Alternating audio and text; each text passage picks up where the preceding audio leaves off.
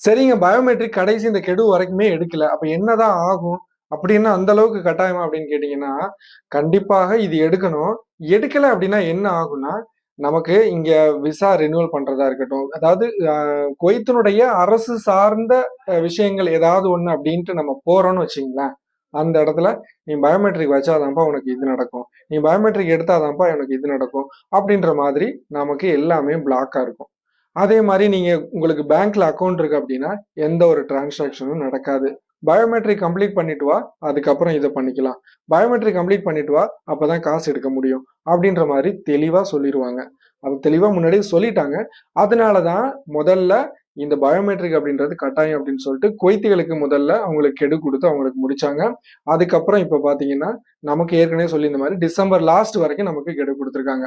இப்போ பயோமெட்ரிக் அப்போ எடுக்கிறது ரொம்ப சிம்பிளா அப்படின்னு கேட்டீங்கன்னா, ரொம்ப சிம்பிள் தான். அப்பாயின்ட்மென்ட் எப்படி